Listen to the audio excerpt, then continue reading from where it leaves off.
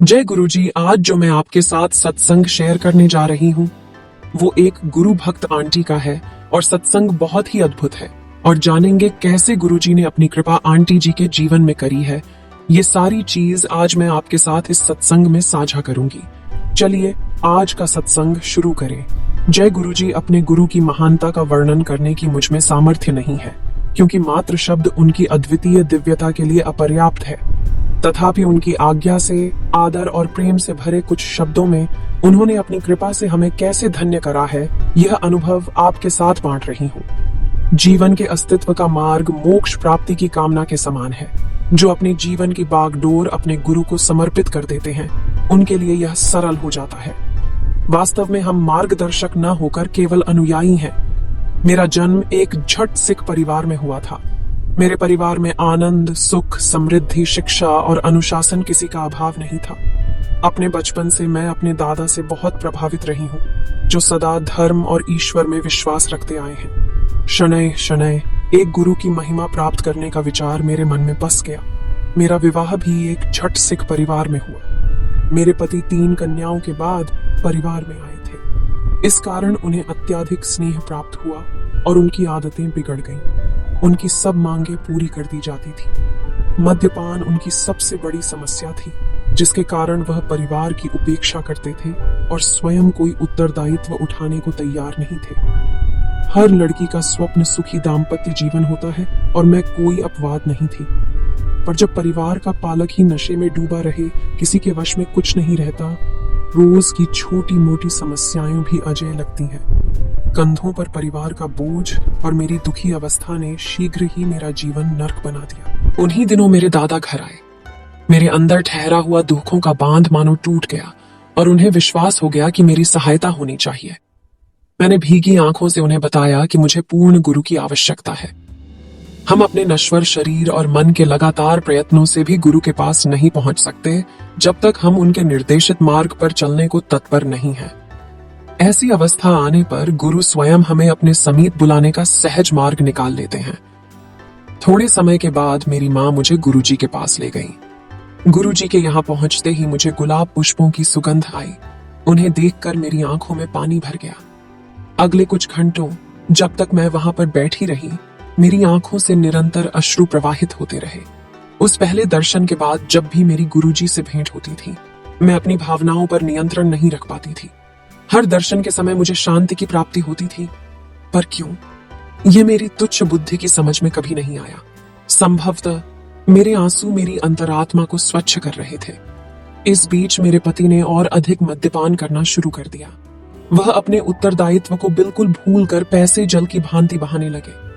मैंने उनको गुरुजी के बारे में बताकर उनके पास चलने को कहा, पर उन्होंने मेरा परिहास करते हुए कहा कि ऐसे गुरु तो सैकड़ों मिल जाते हैं और मुझे रूढ़िवादी की उपाधि से विभूषित कर दिया। साथ ही मेरा गुरुजी के दर्शन करने का भी अनुमोदन नहीं किया। नवंबर 1999 के आसपास उनका संयुक्त राष्ट्र की ओर से लेबनान स्थानांतरण हो गया। वहां पर उनकी नशे की आदत बढ़कर और गंभीर हो गई और उसी समय उनको यकृत सूत्र रोग से पीड़ित घोषित किया गया। मेरे ऊपर तो दुखों का पहाड़ टूट पड़ा। चिकित्सक के अनुसार उनके यकृत ने काम करना बंद कर दिया था और बता दिया कि अगले 2 वर्षों में उन्हें नए यकृत की आवश्यकता पड़ी रहेगी।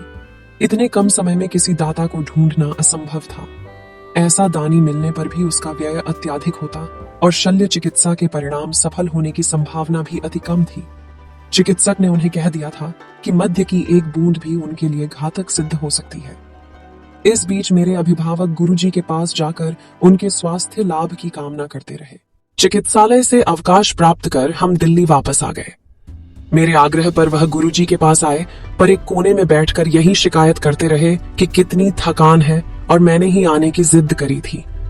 उस दिन जब मैं गुरुजी के पास पहुंची तो मैं आवेश में कुछ बोल नहीं पाई। मेरी माँ और मैंने गुरुजी से उनको बचाने की विनती करी। गुरुजी ने उत्तर दिया कि वह तो नास्तिक है, वह उसकी सहायता कैसे कर सकते हैं। उसके बाद मैं गुरुजी के पास अकेली ही जाती रही क्योंकि मेरे पति साथ आने को तत्पर नहीं थे। एक रात गुरुजी के यहाँ से वापस आने पर मैं गहरी नींद में सो रही थी जब अचानक जोर से मेरे कमरे में वायु का झोंका आया। भय के कारण मैं बिस्तरे में उठकर बैठ गई और आंखें बंद कर प्रार्थना करने लगी। मुझे अंधेरे को चीरते श्वेत प्रकाश का आभास हुआ, जो मेरे मस्तक तक आ रहा था। उस श्वेत प्रकाश के मध्य में गुरुजी की आकृति थी। उन्होंने कहा कि वह अब मेरे पति को ठीक करेंगे। अगले 15 से 20 मिनट तक शल्य कक्षों के समान गंध आती रही। उसके बाद जब सब साफ हो गया तो गुरुजी ने कहा कि उन्होंने मेरे पति को स्वस्थ कर दिया है। उसके बाद मैं सो गई। उस दिन को बीते हुए 6 वर्ष बीत गए हैं, परंतु मेरे पति ने अपने नशे की आदत बनाए रखी है।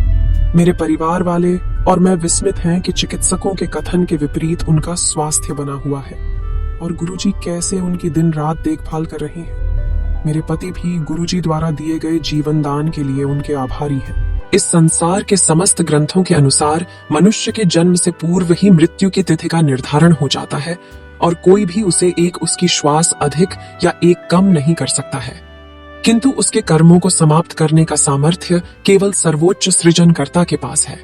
एकमात्र गुरुजी ही ब्रह्मांड के संचालक हैं। वह सर्वश्रेष्ठ शक्ति हैं जिन्होंने मेरे जीवन की गाथा को पुनः लिखा है। मैं और मेरे परिवार वालों ने अनेक बार गुरुजी से सहायता की पुकार लगाई है और यह अनुभव किया है कि अचानक ही सब कुछ ठीक हो गया है, जैसे किसी ने कोई जादुई छड़ी घुमा दी हो। एक बार मुझे गुरुजी के पास अपनी आधा दर्जन से अधिक सहेलियों को ले जाने का संयोग प्राप्त हुआ। उनसे मैं गुरुजी के गुणों का वर्णन करती आई थी। अपनी संकीर्ण विचारधारा के अनुसार मैंने उनसे गुरुजी से कुछ नहीं मांगने का निवेदन किया था, यद्यपि यह मेरे आचरण के प्रतिकूल था। गुरुजी के चरण स्पर्श करते समय उन्होंने मेरे मन के भाव पढ़ते हुए बताया कि उन सब ने उनसे कुछ न कुछ विनती करी थी।